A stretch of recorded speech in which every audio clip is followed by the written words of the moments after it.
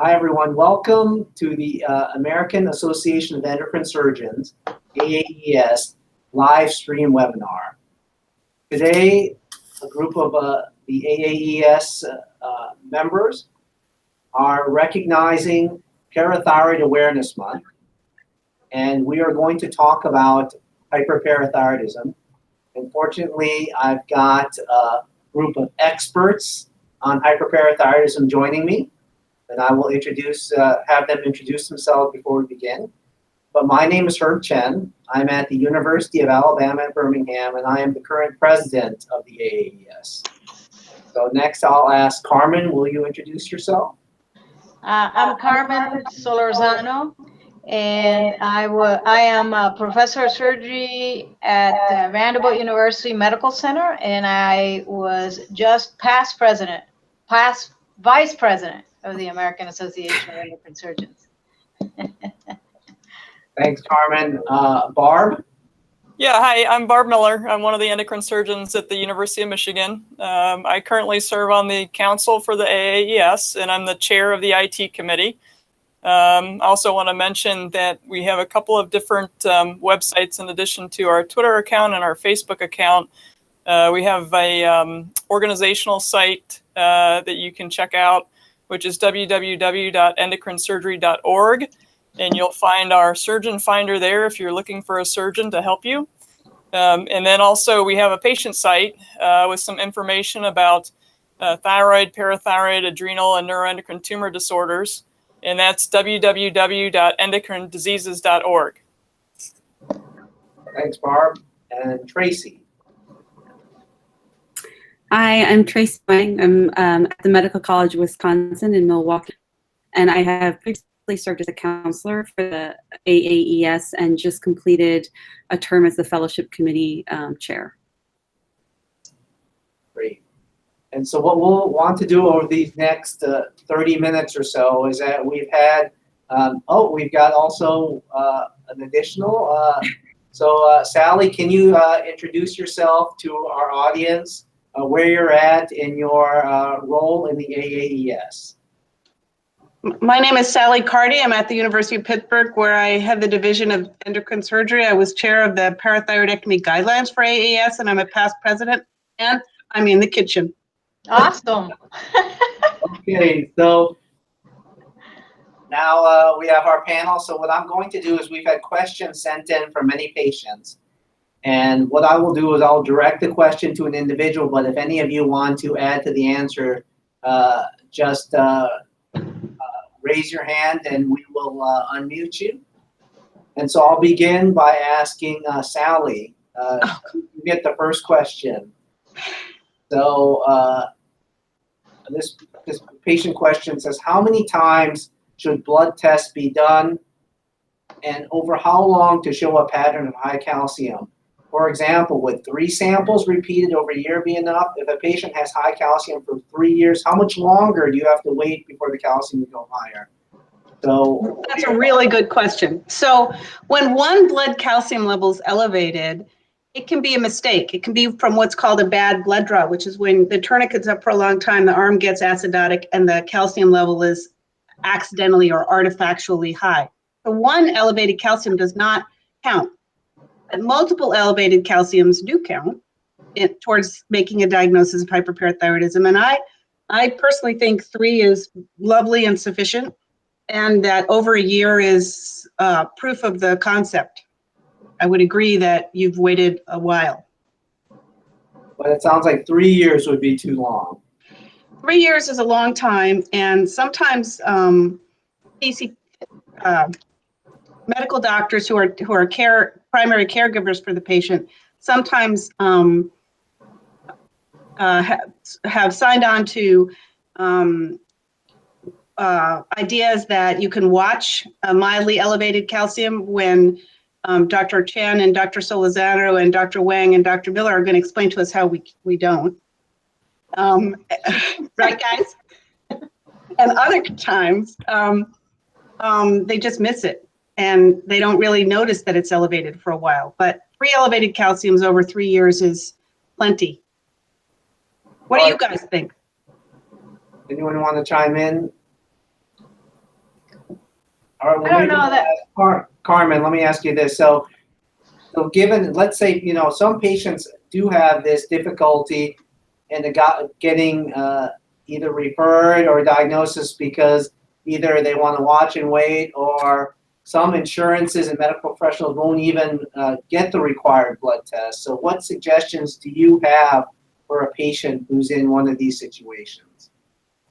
I don't know about the insurance part of that question, but I can tell you that if the patient has several calciums that are elevated and that patient has asked their physician to look into it, why is that? And the parathyroid hormone has not been checked, I think that that patient potentially can look for a second opinion, either, say, refer me to an endocrinologist, or even refer me to an endocrine surgeon. I have had patients who come who have a history of having multiple calciums elevated, and, and some of them have had a PTH, but they're not referred, and they self-referred. They send me an email actually sometimes, and I look at the numbers and I see them, and if I need an opinion from an endocrinologist, I do get it. In terms of the insurance, I'm not sure how to deal with that, but I think if the patient has primary hyperparathyroidism, the insurance should cover the workup of that, I imagine. So I'm going to ask Barb, maybe can you comment? Let's say you're a patient who wants to self-refer but doesn't know how to find an endocrine surgeon. Can you tell them what resources we have available for that? And then Tracy, I'm going to ask you to comment on the insurance issue. So Barb, you first on finding an endocrine surgeon. Yeah, sure. So there's, like I alluded to at the beginning of the session, on our home webpage for the AAES, which is www.endocrinesurgery.org, there's a button off towards the side of the page where it says Find a Surgeon. And sometimes that'll show up on our Twitter feeds and our Facebook pages. But you can find us there. Just click on it. You can enter, if you know somebody's name, you can enter the name, but you can also search by city and state. We're updating that a little bit as well. And it'll give you a list of all of our members who are in your area. And then you can contact them with their contact information. So all of our members are high volume endocrine surgeons. It takes a couple of years to gain entry as a member to the AAES. So all of our members are carefully vetted and know their endocrine surgery quite well. And we're also not just surgeons, we actually know the disease processes. So I think thinking about and understanding the disease process is extremely important, and you don't want somebody just to be a surgeon and who can go in and take it out. You have to understand the disease process. So yes, we have a Find a Surgeon button on our homepage. Thank you, Barb. And Tracy, what about insurance?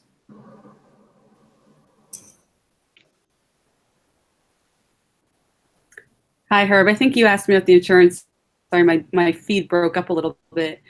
I think that, primary hyperparathyroidism is increasingly being recognized as a real entity. And so, as Carmen mentioned, sometimes it takes patients to ask for that second opinion or to ask for the additional. But if there's an indication with documentation of high calcium levels, most insurance companies should cover the additional testing to make the diagnosis, because there's increasing evidence that high calcium levels, there's going to be etiology for it, and having that evaluation is going to be critically important, especially if there are other signs or symptoms of primary hyperparathyroidism that the patient has. Can I give a follow-up? Sure, go ahead. So just to talk more about how the high calcium level first comes to attention. When we see a new patient in our program, the first thing we say about them is whether the calcium was noted to be elevated incidentally, which means by accident. The doctor got a whole bunch of labs once a year as part of the routine physical, and the calcium level came back elevated and no one was expecting that. That's the typical pattern.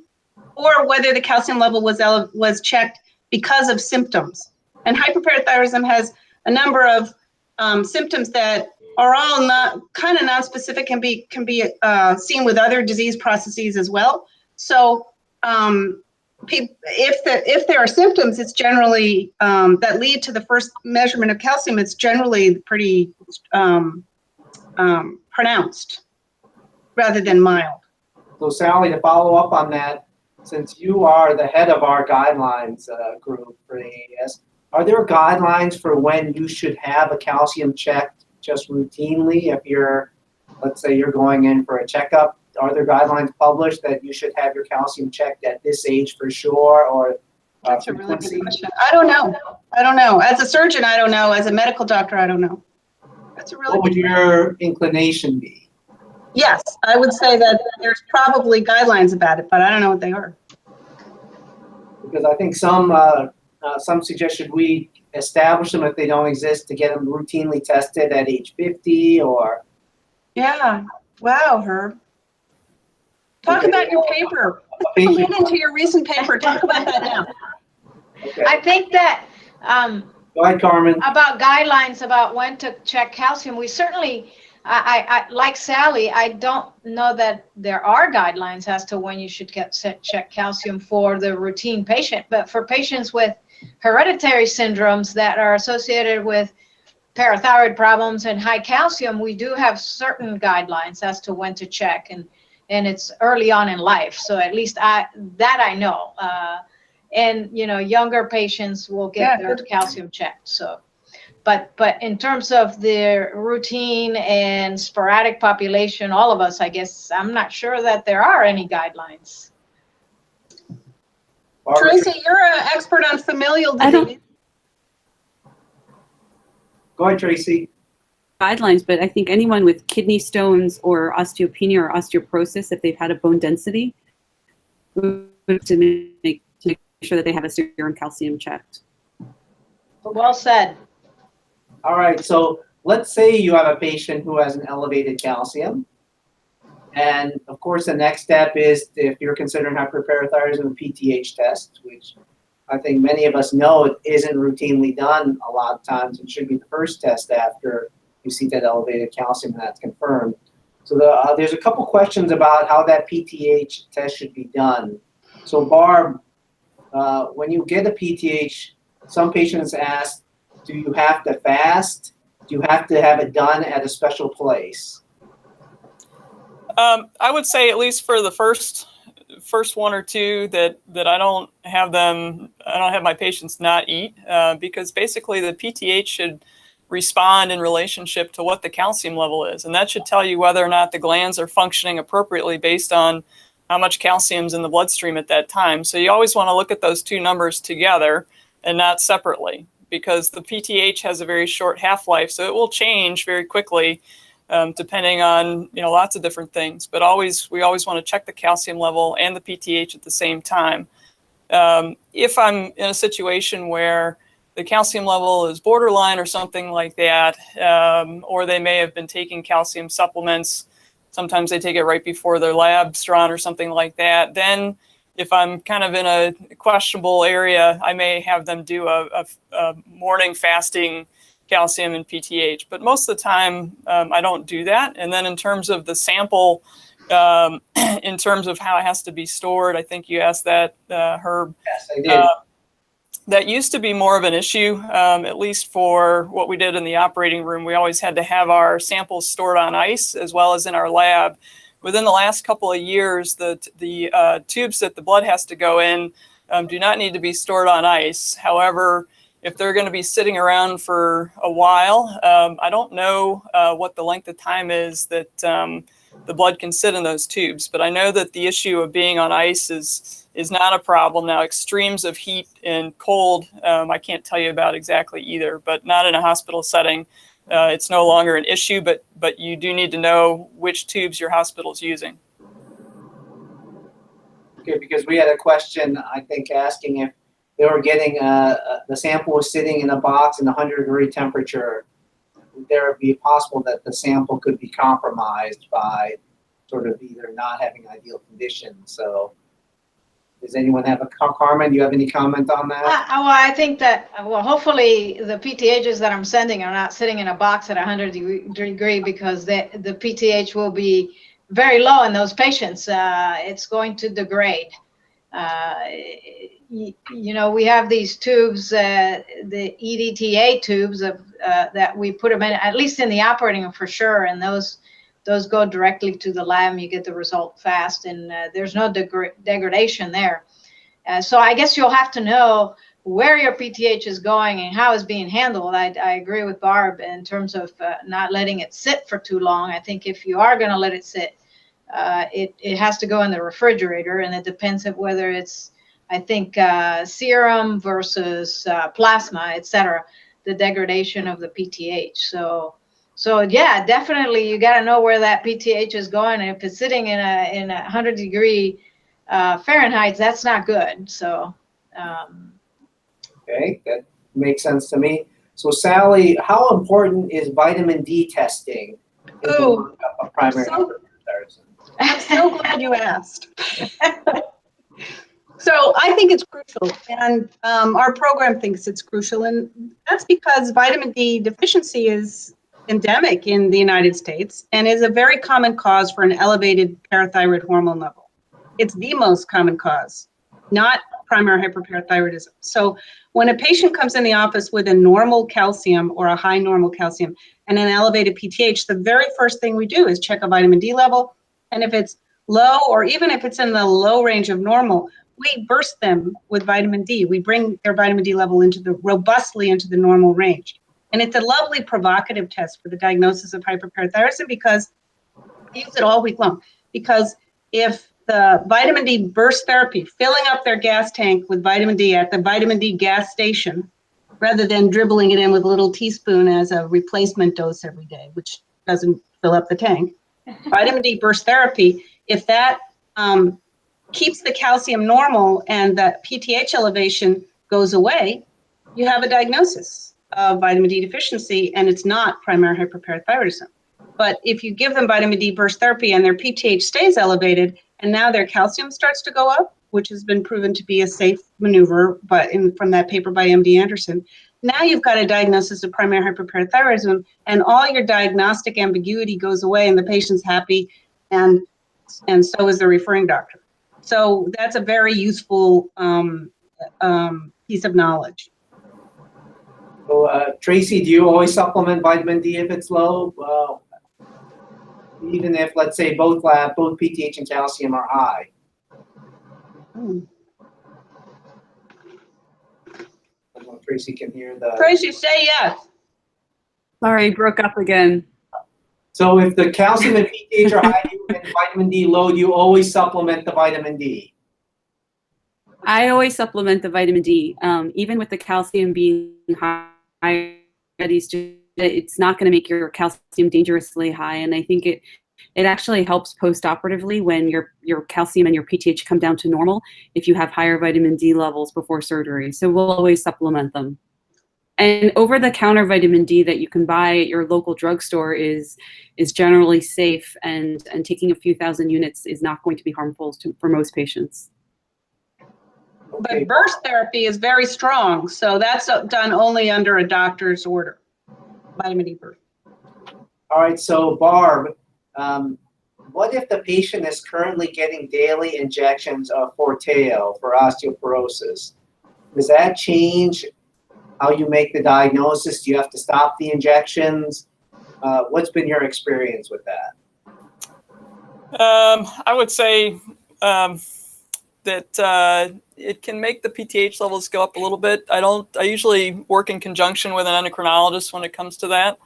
I don't have a lot of patients who are on that, so I can't say I've run into it a whole lot. Has anyone else had experience in dealing with patients who are being treated for Forteo during the workup of primary? No? Okay. No, but she's right. I would involve endocrinology. Okay, I think, so Forteo obviously is parathyroid hormone injections to help osteoporosis. And I guess my experience has been that it can unmask hyperparathyroidism, or the patient who has a minimal hypercalcemia, you know, one of the contraindications to Forteo is hypercalcemia. In that setting, I have seen this happen where these patients are sent to maybe the endocrinologist, and then the endocrinologist notices that, and then I see them for the diagnosis of hyperparathyroidism that was somewhat unmasked by this treatment. Or at least that's been my experience. But. Okay. So usually it's stopped. Usually it's stopped. Okay, that's good advice. So what happens, and I'll direct this question to Sally. Oh, God. So what happens if you have a patient who has osteoporosis and they get a calcium and PTH test, and the calcium is in the high normal range and the PTH is elevated and they have a normal vitamin D? They probably have mild primary hyperparathyroidism, and then the dilemma becomes how to verify the diagnosis and when and whether to operate. So osteoporosis is one of the few features of primary hyperparathyroidism that have been shown to respond to surgery. Osteoporosis can get better after surgery, and you know there's 20 causes to osteoporosis, but only one of them that we can fix with a knife. And that's a wonderful thing. There's lots of people troubled with severe osteoporosis. So I've lost the thread. But basically... So you're saying for normal calcemic hyperparathyroidism in the setting of osteoporosis, you don't hesitate to operate? No, I do. I really, I'm a nerd, and I have high success rates that are in part based on verifying the diagnosis. So I would probably, a normal vitamin D level, that phrase is a trap because most of America is vitamin D deficient. So when you calculate the two standard deviations from the mean of a population that's vitamin D deficient, the whole range of normal for vitamin D is artificially low. So I'd probably give them vitamin D, try to make sure that the diagnosis is going my way. There's no rush to operate in primary hyperparathyroidism. You want the surgery to go well with a high cure rate and a low complication rate. So you really want a diagnosis that's nailed down and secure. And I'm very reluctant to operate on normal calcemic disease. I do it maybe 3 times a year with a lot of moaning and groaning because I really want to make sure they have the condition before signing them up for surgery that might not help them. That's a very small subset of the disease process for me. Almost everybody I operate on has high calcium levels. Do any of the other three operate on a lot of, Carmen, I see your hand. I wouldn't say that I operate frequently on normal calcemic hyperparathyroidism. When I do operate on them, I agree with Sally that you have to be sure that the diagnosis is correct. And we have to make sure that it's not vitamin D deficiency, that it's not urinary calcium leak. And I often end up working very closely with our endocrinologist that is an expert in bone. A lot of these patients obviously come because somebody checked the PTH and they had osteoporosis, or they had kidney stones of some form of something, and that's how they got to us. And these patients, you got to be very careful. You can't be, you have to be very experienced at looking at every single parathyroid because a lot of them will end up having multiglandular disease and not just a single gland. So very cautious also with these patients, but we do get a few of them, and they have bad bone disease. And for that reason, I end up operating on them because our endocrinologists and I, get together and we talk about it, and the patient agrees to undergo the procedure that could be a failure, potentially. Do you quote a higher failure rate in that setting, Carmen? I talk about it. I talk about potential failure, yes. Yes, I do. I don't think it's super high, but no, it's a little higher than, a little higher than the sporadic patient. Right. But definitely high in your hands, Carmen. So. All right, so now let me twist the situation a little bit for Tracy. So we just talked about the patient who has the high normal calcium with the high PTH. What about the patient who definitely has the high calcium, but the PTH is in the high normal range? What about that patient? That's a little bit more clear cut. I think you can have high calciums and you want your PTH level to be suppressed. So if it's high normal, that's not an appropriate suppression. So I think people think that if the patient can't have primary hyperparathyroidism, and when we work with our endocrinologists, it's actually surprisingly low what they consider appropriate suppression. So you can actually have PTH low in normal ranges where your lab is being drawn, but you can have even not that high parathyroid hormone levels and still have primary hyperparathyroidism if your calcium level is high enough. So Sally, you have a comment on that? Yeah, what cutoff does everyone's institution use for an inappropriately unsuppressed PTH in the setting of hypercalcemia? We use 19, 25, or 19. So Sally, just to clarify, if we have a calcium, let's say of 12, unequivocally high, and so to confirm the diagnosis of primary hyperparathyroidism, PTH, what's the lowest PTH which is diagnostic of primary hyperparathyroidism in that setting? That's right. So you would say, did you say 19? Ours say 25. One of them says 25, and most of them go with 19. Low normal is, normal range is 7 to 65. All right, Carmen, is that what you go by? I would answer cautiously about I individualize each patient and I'll look at the whole picture. So it's not, I don't think it's just a set number for me. But I would say that I'm looking at around 30, 35, but don't quote me. You've just been quoted. Tracy, you want to add something?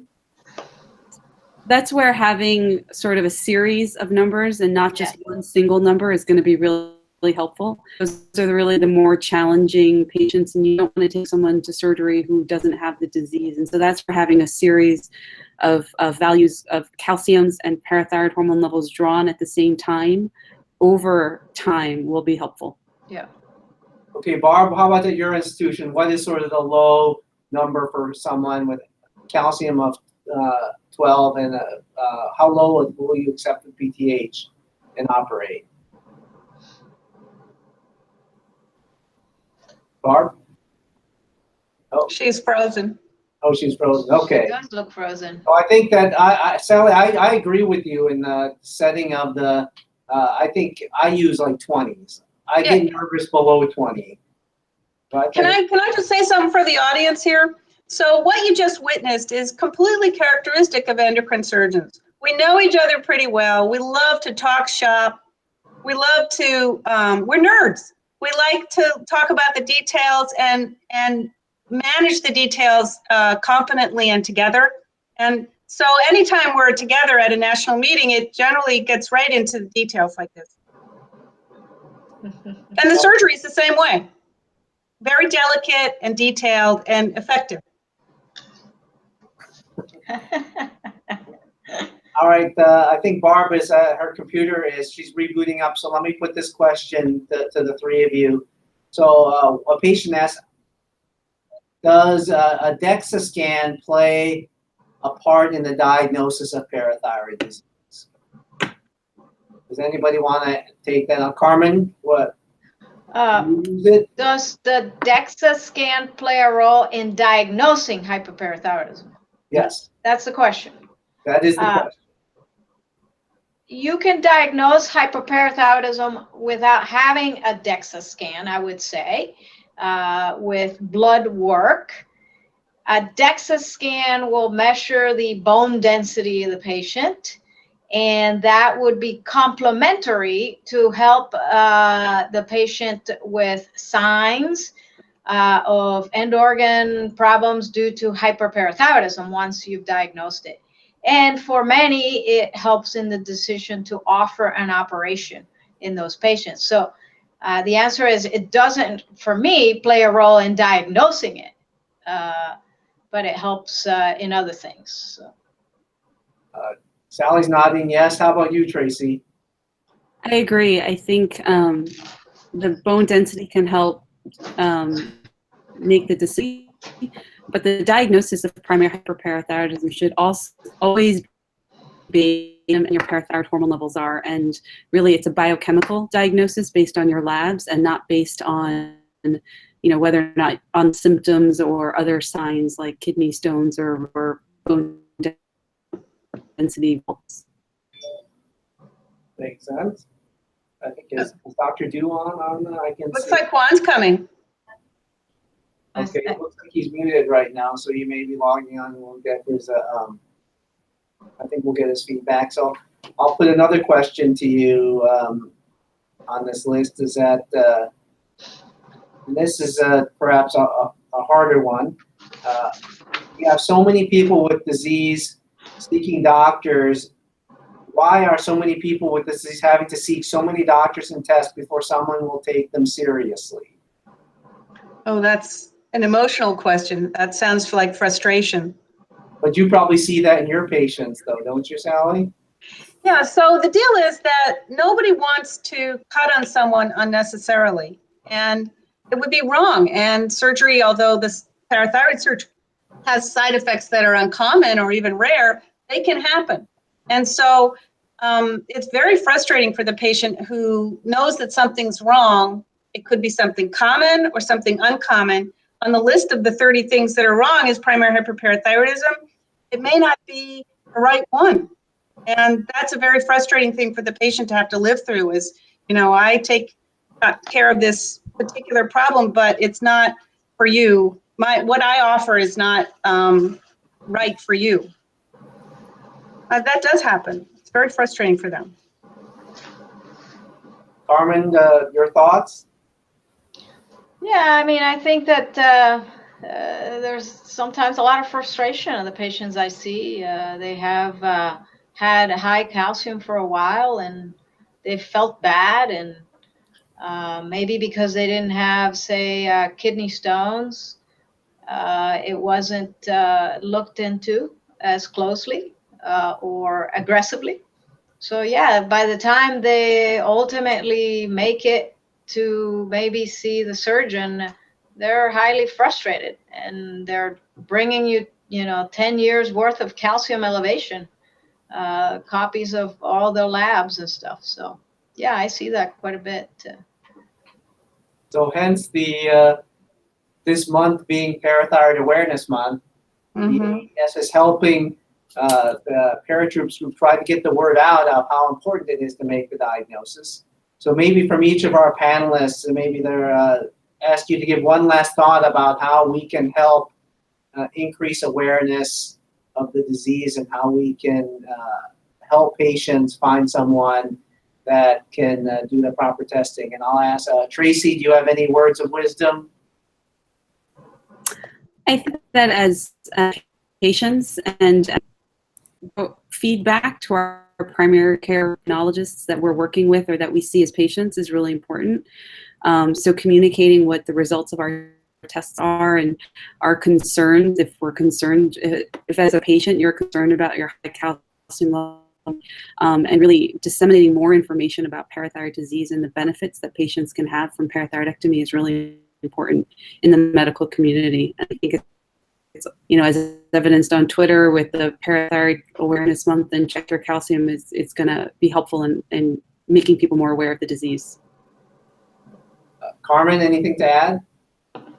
I think that the patients need to be aware and maybe could be more aggressive in telling their physicians to check the parathyroid hormone and then subsequent referral.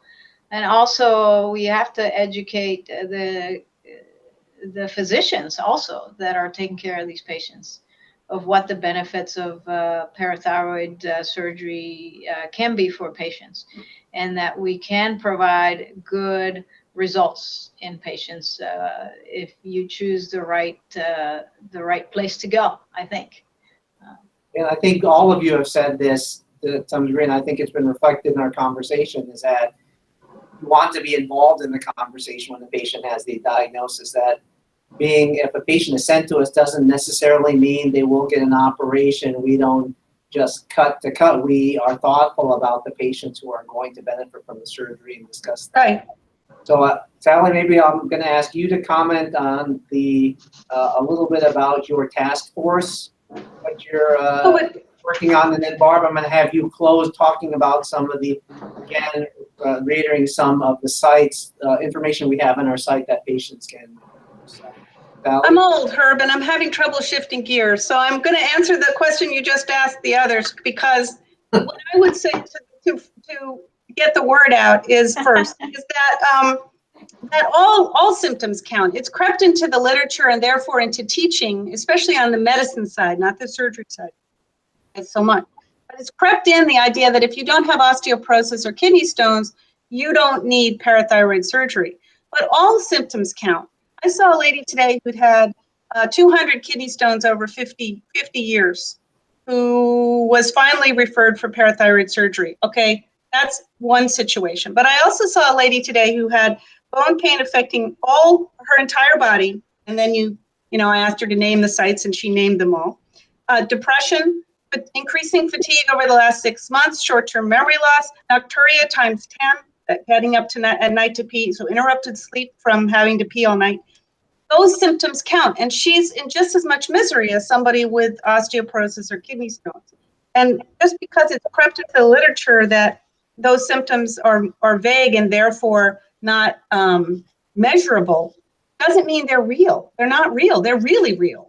And there's an 80% chance that successful parathyroid surgery will help each of those symptoms, according to Pasika's work. So that's what I would say, that all symptoms count, not just the ones that the literature has landed on, osteoporosis and kidney stones, which are more measurable. And now I'll shut up.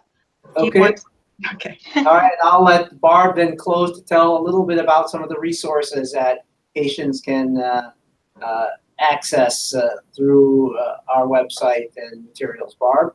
Yeah, I think patients can be their own best advocates, and we deal with a lot of rare diseases. I don't think primary hyperparathyroidism is that rare compared to some that we deal with, but getting information from reliable sources, and I say reliable because that's so important. There's so many websites out there with information that's false and misleading.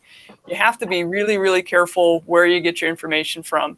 And so we've built a website. There's some other more reliable websites as well that we have links to on our AAES homepage, which is www.endocrinesurgery.org. We also have a patient site that will be updated in the next year or two that we're starting to work on. But that is www.endocrinediseases.org. And you can find information there that members from our organization put together. And that's a starting point. And then to have that information and have a conversation with your doctors and let them know. And sometimes they need educated. And good doctors will be open and receptive to information. So help them if they, refer them to our website. And again, you can say, hey, I think I may want to see a surgeon because, as Sally said, there's a lot of patients with symptoms out there. And from my standpoint, anyone who has a confirmed diagnosis is a potential candidate for surgery. And I don't make those patients wait for surgery until they get to a point where they have osteoporosis and kidney stones and, calcium levels of 12 and that sort of thing. That's when I think patients absolutely should have surgery. And so I think getting the word out to say, hey, we can cure this before it actually causes those problems. You don't have to wait until then. That's where we need to center some of our efforts to help all the patients out there. But we're here for the patients. We're here to help you. And through our Twitter accounts and through our Facebook accounts, please become involved with us and let us know how we can help you.